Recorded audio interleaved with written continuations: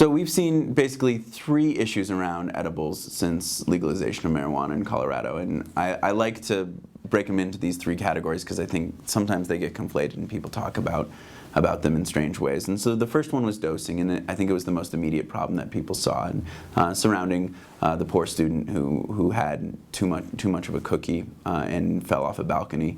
That really had to do with, in our mind, that there were new users in the market that were very different than the medical marijuana users, and really didn't know what an edible was going to do to them. And we had told them that the recommended dosage was 10 milligrams, but you were allowed to have multiple doses within a product. And so even though people were telling them, split this cookie into 6 parts, there was something intuitive about not wanting to not have the whole cookie. And so we worked with industry and with public health specialists and with concerned citizens and put together that it should be very intuitive how you have a marijuana edible, that you, without any education, you should understand this is 1 dose, this is what is likely to give me a pleasant time instead of an unpleasant time. And so for the most part, that's been very successful. The second part of it is around accidental ingestion or hiding that this is an edible, that this has a marijuana in the product. And that's really around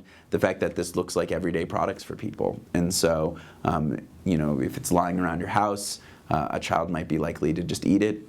If it's leftover in a hotel room, this has happened a few times, that the cleaning help might just eat it, or that you can smuggle it into school and tell them that you just bought gummy bears at a 7-Eleven.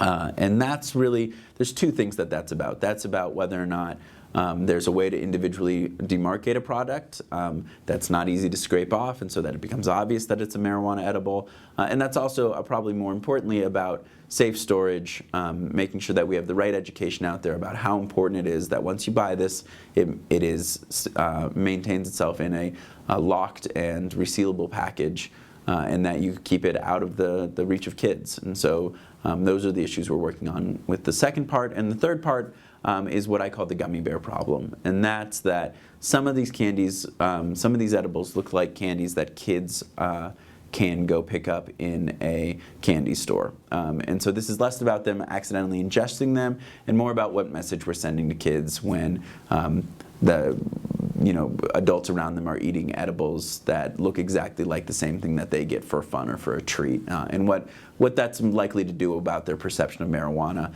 down the road. And here we find most of industry really understands this concern, really does make their edibles look like adult grown-up products, but it's still a concern going forward.